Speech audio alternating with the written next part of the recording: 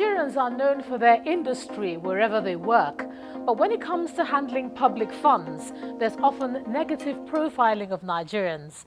Well, we found some of Nigeria's most influential trailblazers who have been honored for 100% accountability.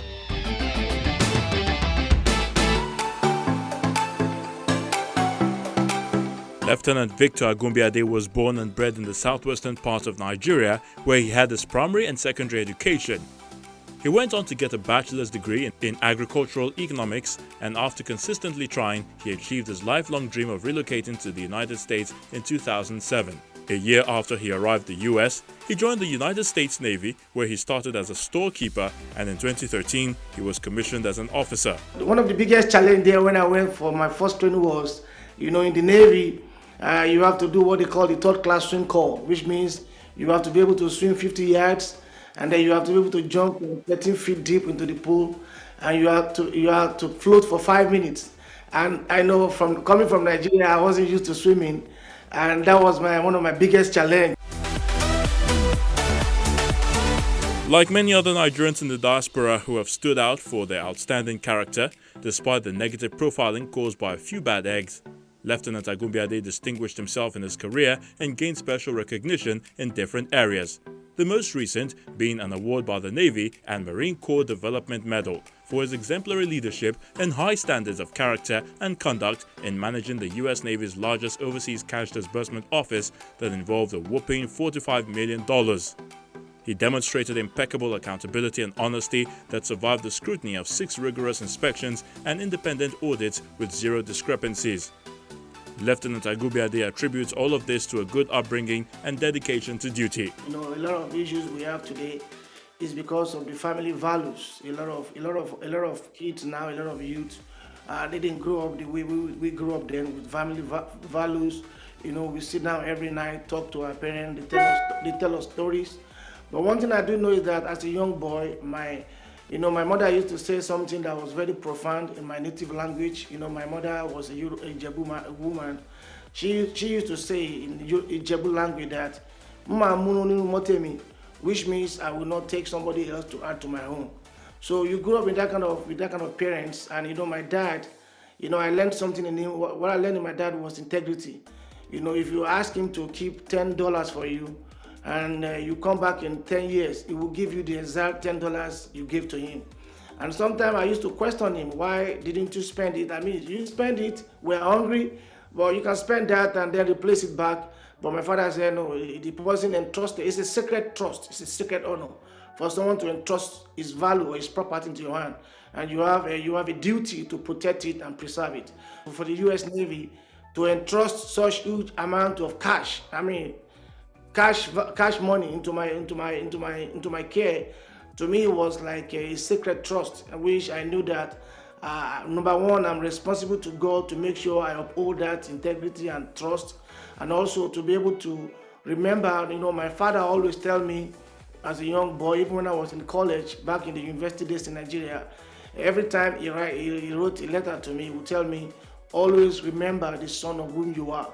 He also believes integrity and contentment, contrary to popular opinion, still pays and goes a long way in service to humanity.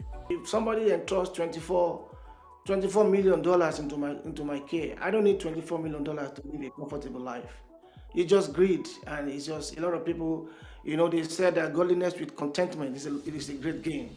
So my advice for them is, you see those, when they entrust public fund into your hands, use it for what it's meant for. Because it's a sacred trust.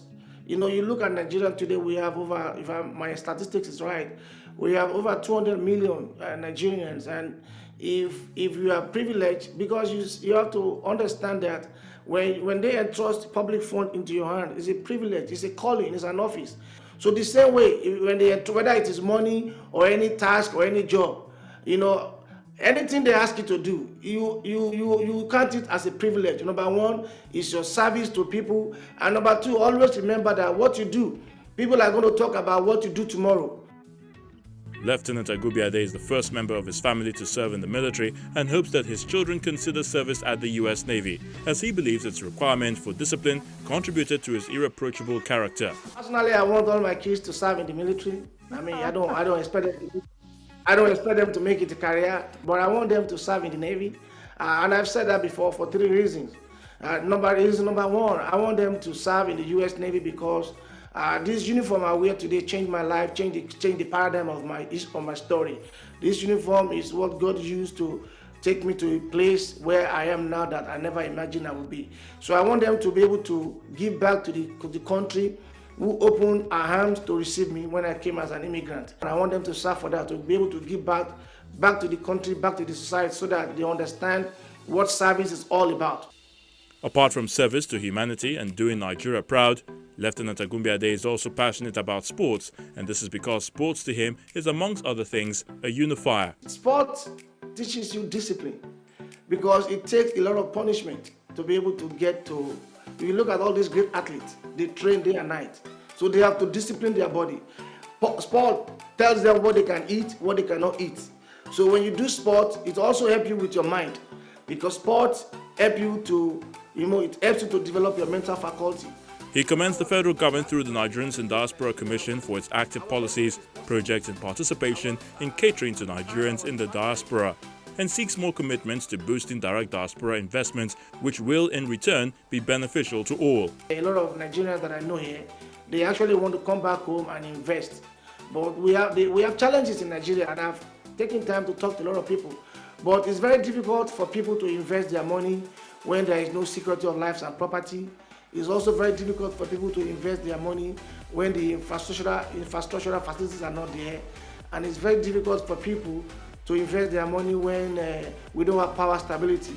So those are 3 main things that I would advise the government to actually critically look into. Lieutenant Agunbiade is also passionate about his humanitarian project in his home state in Nigeria.